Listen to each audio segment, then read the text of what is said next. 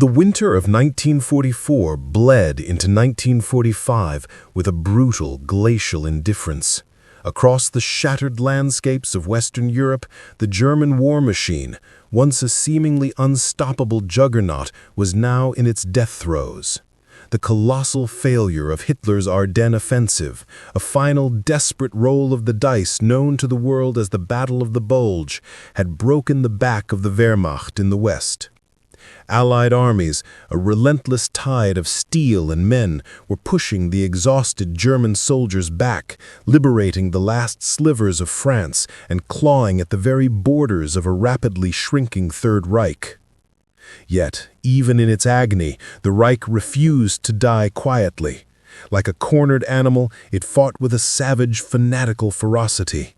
Its last significant foothold west of the Rhine River was a stubborn bulge in the Allied lines in the Alsace region of northeastern France, an area known grimly as the Colmar Pocket. This pocket was more than just territory. It was a strategic dagger aimed at the Allied rear, a crucial bastion controlling vital bridges across the Rhine, the last great natural barrier into the German heartland. To lose it would be to open the floodgates. The Nazi high command, desperate to cling to this position, hurled everything they had left into the fray. Fierce, violent counterattacks were launched, designed to bleed the Americans, to drive them back, to buy precious time that no longer existed. It was into this meat grinder, a frozen hell of snow-swept fields and skeletal forests, that the men of the American 3rd Infantry Division were thrown. And it was here, across these very fields, under a sky the color of lead on the 26th of January 1945, that a legend would be forged in fire and ice. It was here that a young, unassuming second lieutenant named Audie Murphy, a man whose physical stature belied the titan within, would make one of the most remarkable, awe-inspiring, and profoundly courageous one-man stands in the entire chronicle of human conflict. This is not merely a story of battle. It is the story of a boy forged into a warrior by poverty and loss, of a soldier who faced impossible odds, not once, but time and again, using the clarity of modern technology to revisit the hallowed ground, drawing upon the vivid first-hand accounts of the veterans who witnessed the impossible, and delving into the stark black-and-white reality of archival history. We will reconstruct the incredible story of that day, the day one American soldier became an army, the unlikely genesis of a warrior. By the dawn of 1945, Audie Murphy was already a whispered legend among the battle-hardened GIs of the American forces, a living folk hero within the ranks of his own veteran 15th Infantry Regiment. Yet to an outsider, he was perhaps the most unlikely candidate for such a title. He was not a man of imposing physicality or booming voice. He was quiet, introspective, and almost painfully boyish. Born in the dust and poverty of rural Hunt County, Texas, on June 20, 1925, Audie Leon Murphy was the 7th of 12 children born to dirt-poor sharecroppers. His childhood was not one of idyllic American dreams, but a harsh, grinding struggle for survival that defined the Great Depression. The family lived in a converted, dilapidated railroad boxcar, and meals were a constant uncertainty. His father, a man broken by the relentless poverty, eventually abandoned the family, leaving his wife and children to fend for themselves. From a young age, Audie learned the bitter lessons of responsibility. He dropped out of school in the 5th grade to pick cotton and hunt rabbits and squirrels, not for sport, but to put food on the table for his younger siblings. His skill with a rifle became less a hobby and more a tool for survival. A missed shot meant a hungry family. When his mother, the anchor of his world, died of illness in 1941, the family shattered. His younger siblings were sent to an orphanage, a heartbreaking necessity that would haunt Audie for the rest of his life. He was just 16 years old, adrift and alone, with the world careening towards a second world war. When the Japanese attacked Pearl Harbor, a fire was lit in the young Texan. He saw the war not just as a national duty, but as a personal calling, a chance for purpose, for escape, for a destiny greater than the cotton fields of his youth. Burning with patriotic fervor, he tried to enlist. But the military saw not a burgeoning hero, but an underfed, scrawny child. The Marine Corps rejected him for being too short. The Navy paratroopers turned him away for the same reason. Dejected but undeterred, he tried the Army. In June of 1942, shortly after his 17th birthday, having falsified his birth date with his sister's help, he was finally accepted. His initial medical examination was almost dismissive. 5 feet 5 inches tall, a generous measurement, a scant 112 pounds, and of slender build. His boyish face and slight frame immediately earned him the nickname Baby during basic training. He was so small that he reportedly fainted from the exertion of drill practice on a hot Texas day. His superiors considered assigning him to cook school, a safe, rear-echelon job. But Audie Murphy had not fought his way into the Army to peel potatoes. He fought, argued, and insisted, demonstrating a tenacity that stunned his trainers until they finally relented and sent him to infantry training. He had willed himself to become a soldier. What he lacked in physical presence, he would more than compensate with a reservoir of courage and a deadly proficiency with a rifle that bordered on supernatural. Forged in the fires of Europe. Landing in the sun-scorched landscape of North Africa in February 1943, Murphy was assigned as a replacement to Company B, 1st Battalion, 15th Infantry Regiment, 3rd Infantry Division. He was an anonymous private in a sea of faces, but not for long. His superiors quickly noticed that the quiet boy from Texas possessed an uncanny battlefield awareness. He was a quick thinker, a natural leader, and his marksmanship, honed by years of hunting for survival, was nothing short of extraordinary. He was a crack shot, able to hit distant targets under immense pressure with an almost chilling calm. In July 1943, Murphy tasted his first real combat during the Allied invasion of Sicily, landing at Licata. This marked the beginning of a relentless period of frontline combat that would stretch, almost unbroken, until the final days of the war in Europe in May 1945. He was not a man who shied away from the fight. He actively sought it. He was a hunter, and the battlefield was his new forest. His skill and ferocity were immediately apparent. He was promoted to corporal by the end of July after killing 2 fleeing Italian officers.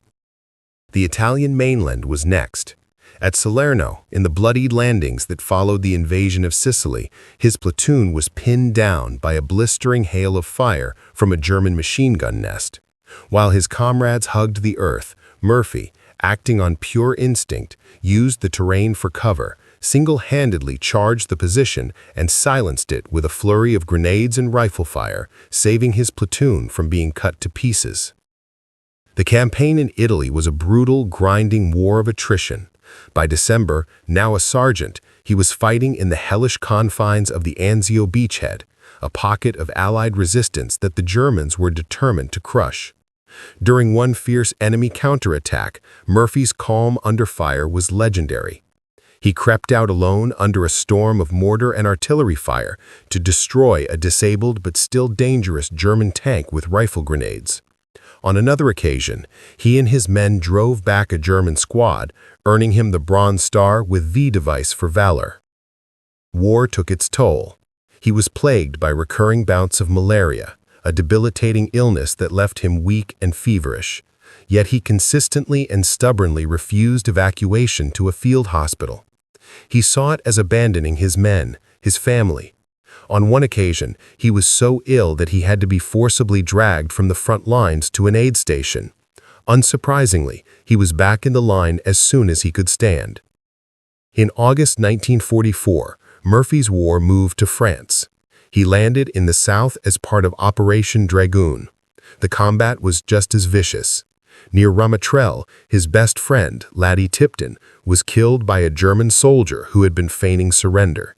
Enraged, a cold, deadly fury descended upon Murphy. He single-handedly stormed the German machine gun nest that had killed his friend, using their own weapon to annihilate the entire crew. He then picked up the German MG-42 and, in a one-man rampage, systematically eliminated several other nearby German positions. For this incredible act of valor, he was awarded the Distinguished Service Cross, the nation's second-highest award for bravery. His legend grew with every battle. In October 1944, in the forests of the Mons de Aunis, Murphy achieved the almost unbelievable feat of earning 2 silver stars in the span of just 3 days. First, he crawled alone toward a German machine gun that had his company pinned down, killing 4 and wounding 3. 2 days later, while leading a patrol, they were ambushed. With his men taking heavy casualties, Murphy grabbed a radio and, while completely exposed to relentless enemy fire, calmly directed American mortar fire onto the German position, shattering their attack. These acts of battlefield leadership, combined with his staggering personal courage, earned him a rare battlefield commission to second lieutenant. The private who had once been deemed too small for the army was now an officer, commanding the very men he had fought alongside. But his luck was not exhaustible. Shortly after receiving his commission, he was shot in the hip by a German sniper. The wound was severe. He was evacuated to a hospital where the injury developed gangrene, a condition that could have easily cost him his leg or his life. For months, he lay hospitalized fighting the infection. Most men would have accepted this as their ticket home, but Audie Murphy was not most men. Against doctors' orders, he discharged himself from the hospital while still limping and in pain, and made his way back to the front to rejoin his unit. And so it was that by January of 1945, Second Lieutenant Audie Murphy, who, almost incomprehensibly, was still only 20 years old, found himself and the depleted remnants of his beloved Company B engaged in the bitter, frozen struggle for the Colmar pocket. They had already been through days of heavy fighting to clear German strongpoints. The cost had been staggering. Their company, which should have numbered over 120 men, was reduced to a mere 40 effective soldiers and 2 attached M10 tank destroyers. Murphy, the former private, was now their commanding officer, bearing the crushing weight of their survival on his young shoulders. They were exhausted, frostbitten, and outnumbered, and, unknown to them, they were positioned directly in the path of a major German counterattack, a final, desperate armored thrust designed to shatter their line and retake the village of Holtzwihr. The cauldron at Holtzwihr. Military records tell us the 15th Infantry Regiment, part of the 3rd Infantry Division, was holding a defensive line just outside the small Alsatian village of Holtzwihr by the end of January. In the decades following the war, the precise location of Murphy's stand became the stuff of local legend, the exact spot obscured by the healing passage of time. However, Murphy himself, in his autobiography To Hell and Back, left a clear and invaluable description of his position, a guide for future generations to find this hallowed ground. We are at the butt end of a rough U-shape, whose sides are formed by finger-like extensions of the wood stretching toward Holtzwihr, he wrote. Directly before us are flat, open fields, beyond which I can see a church steeple and housetops in the village a mile away. The narrow road over which we've been pounding our feet leads from the woods to the town. With this hauntingly precise description and the aid of modern satellite imagery and cartography, we can clearly identify the location today.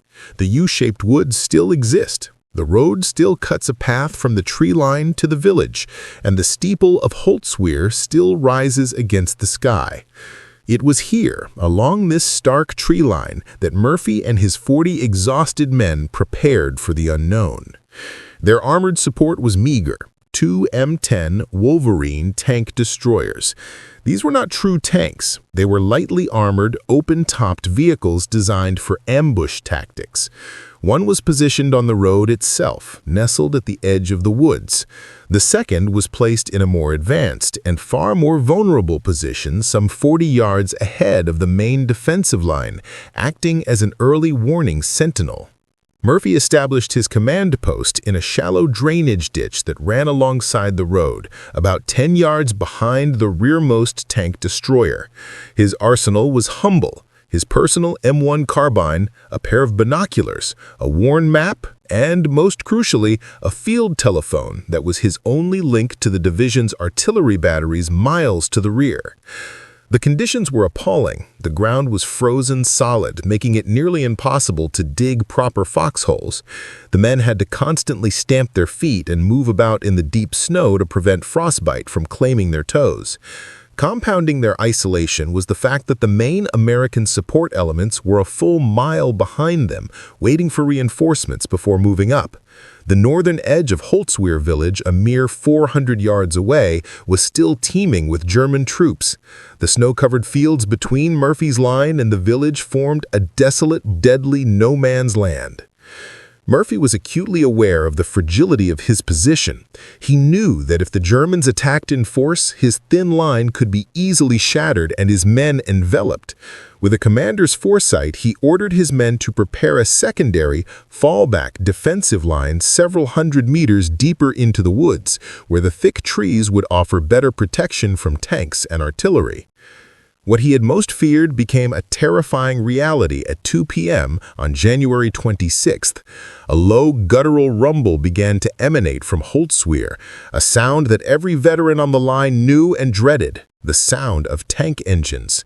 Moments later, emerging like ghostly steel predators from the misty, snow-shrouded village were no less than 6 formidable German tanks, accompanied by some 250 infantrymen clad in white winter camouflage, advancing in a wide skirmish line under the cover of a punishing artillery and mortar bombardment.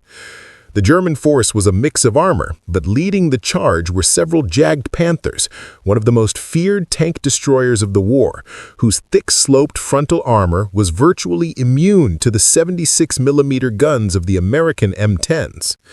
Seeing the overwhelming danger and knowing his understrength company had nothing that could reliably stop such an armored onslaught, Murphy made a quick decision.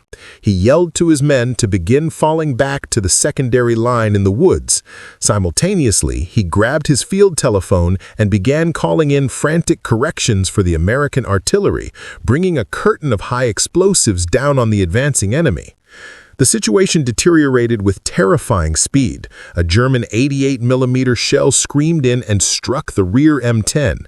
The impact was devastating. The tank destroyer's commander and gunner were killed instantly. Thick black smoke began to pour from the stricken vehicle as ammunition cooked off inside. The surviving crewmen bailed out, scrambling for the relative safety of the woods under a hail of machine gun fire. The second, more exposed M10 fought bravely. It fired continuously as it attempted to reverse back into the safety of the tree line. Murphy watched with a sinking heart as its shells struck the frontal armor of the advancing Jagd Panthers, only to ricochet off harmlessly, sparking like fireflies against the impervious German steel. Then, disaster struck again. In its haste to reverse, the M10 slipped off the icy road and slid sideways into the deep drainage ditch, its main gun now stuck at an impossible angle, rendering it useless. With no way to extract it, Sergeant Hines and his crew had no choice but to abandon their vehicle and join the retreat. Company B was now alone, facing the onslaught with only rifles, machine guns, and a few bazookas. Murphy, knowing their only chance was in the stronger defensive position within the woods, ordered the last of his men to retire, while he remained in his exposed command post in full view of the enemy, continuing to call in artillery fire to cover their withdrawal.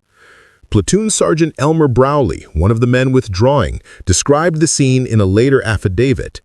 As we withdrew, hundreds of infantrymen poured out of the woods, firing automatic weapons as they came. Lieutenant Murphy stayed on at his command post and directed artillery fire by telephone upon the advancing tanks and infantrymen. The German tanks crashed through on both our flanks, firing persistently at the lieutenant and shattering branches of trees at his side. In a storm of machine gun fire from the tanks, he coolly went on, telephoning fire orders. The German tanks charged past Murphy's position, some coming within 50 yards, their machine guns chattering, ripping the air around him. But they seemed wary of the burning M10 on the road, perhaps fearing a catastrophic explosion, and gave it a wide berth. With his company safely falling back, Murphy was now the only visible target on the entire battlefield. He became a magnet for German fire. He stayed in his ditch, firing his carbine at the advancing infantry until his ammunition was exhausted. Then, he made a move that defied all logic and instinct for self-preservation. He scrambled the 10 yards to his rear and took cover behind the burning, smoking M10 tank destroyer. This was arguably the most dangerous place on the field. Not only was it the focal point of the German attack, but it was also a ticking time bomb, loaded with fuel and ammunition, in imminent danger of exploding into a devastating fireball. Lieutenant Walter Fenning, an artillery forward observer who had fallen back to Company B's new line after his own communications were knocked out, witnessed what happened next. His account is one of stunned disbelief. Then I saw Lieutenant Murphy do the bravest thing I have ever seen any man do in combat. With the Germans only 100 yards away and still moving up on him, he climbed onto the slowly burning tank destroyer and began firing its .50 caliber machine gun at the Krauts. There he was, completely exposed and silhouetted against the background of bare trees and snow, and a fire under him that threatened to blow the whole works to bits. Machine gun, machine pistol, and rifle fire was crashing all around him. There, atop a metal coffin that could erupt at any second, Audie Murphy began his one-man war. He swung the heavy M2 .50 caliber machine gun around and unleashed a torrent of heavy caliber rounds into the ranks of the oncoming German infantry. The effect was immediate and catastrophic. The powerful slugs tore through the white camouflage soldiers, killing and wounding dozens and forcing the rest to dive for cover in the snow. The momentum of the German infantry assault was shattered. Fortune, it seemed, favored the bold. The billowing smoke from the burning vehicle partially obscured him, making him a difficult target. The German tank crews, still fearing an explosion, or perhaps believing the vehicle was still crewed by a full team, steered clear. For the next hour, an eternity on a battlefield, Audie Murphy held off all German attempts to advance. He single-handedly broke up wave after wave of infantry assaults, alternating between firing the devastating machine gun and calmly calling in precise artillery strikes on enemy concentrations, all while standing on a powder keg. In his typical understated fashion, he would later write of this moment, "I am conscious only that the smoke and turret afford a good screen, and for the first time in 3 days, my feet are warm." From the German perspective, the situation was bewildering.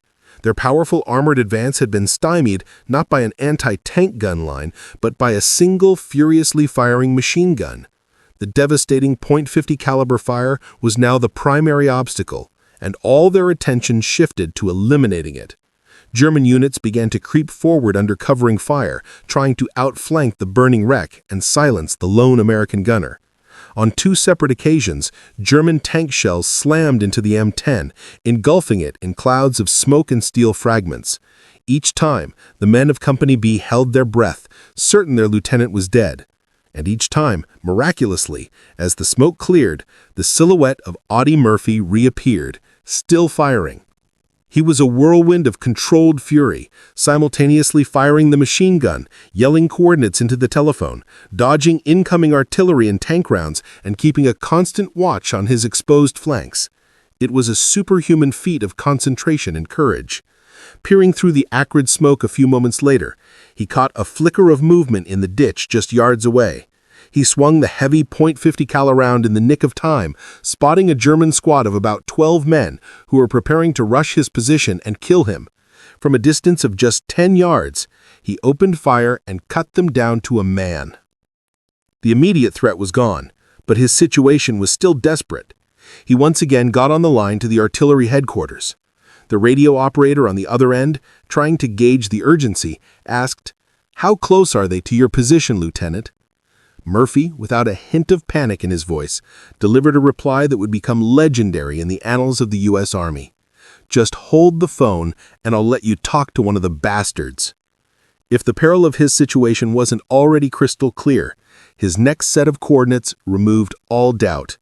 He ordered the artillery to fire directly on his own position. Within moments, American shrapnel was mixing with German steel, buzzing and clanging off the hull of the burning tank destroyer. It was a final, desperate gamble to break the German attack. And his luck held. Now drenched in blood from a previous leg wound that had been torn open by shrapnel, he fought on, hammering the hard-pressed Germans. Finally, after more than an hour of fighting a single, seemingly invincible American soldier, the German attack began to falter. Their will was broken. Private First Class Anthony Abramsky, watching from the relative safety of the new company line, recounted the end of the stand. For an hour he held off the enemy. When his last round of ammunition was spent, Lieutenant Murphy climbed painfully down from the top of the tank destroyer and made his way back to our position. Although his wound looked really bad, he refused to wait for treatment. He reorganized the company and led us in an attack which swept the German force back into the woods they had come from. The fight that Lieutenant Murphy put up is the greatest display of guts and courage I have ever seen. He must have killed and wounded about 50 of them with the direct artillery and .50 caliber fire. Murphy himself recalled that shortly after he limped away from the M10, all the while under fire, he heard a tremendous explosion. The tank destroyer's ammunition had finally blown. Had he remained there just a few moments longer, he would have been instantly vaporized. It is no overstatement to say that Murphy's actions that day single-handedly halted the German attack and, in the words of his battalion commander, Lieutenant Colonel Michael Pollock, saved the remnants of Company B from being surrounded and utterly destroyed. Today, on that very spot, along that quiet country road outside Holtzwihr, stands a simple stone memorial. It is dedicated to Audie Murphy and to all the men of the 3rd Infantry Division who fought and fell for the liberation of France. In the days that followed, reports of Murphy's incredible bravery flooded the divisional headquarters. Unsurprisingly, he was recommended for the Medal of Honor, the highest award for gallantry the United States can bestow upon a service member.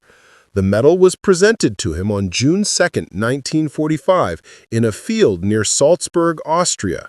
On that day, the boy from Texas, now the most decorated American soldier of World War II, also received the Legion of Merit. As the revered Lieutenant General Alexander Patch pinned the medals on the small, shy lieutenant, he reportedly whispered, "I wonder if you're as nervous as I am." Murphy's quiet reply was pure, humble Audie. "Yes, sir, I'm afraid I am." A hero's burden. First Lieutenant Audie Leon Murphy returned to the United States in August 1945, just a few days before his 21st birthday. He was released from active duty the following month. The list of his decorations was staggering, a testament to a combat career almost without parallel.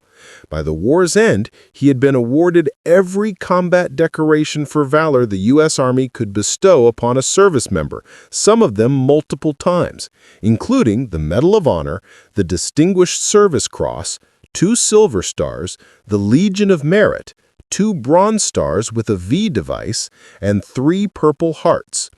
He also received numerous decorations from France and Belgium, including the French Legion of Honor and the Croix de Guerre. He was, quite simply, a national hero. He eventually accepted an appointment as a captain in the Texas National Guard. His combat record was so extraordinary that when he was later recommended for promotion to major, a special board had to be convened, as he lacked the formal academic qualifications for the rank.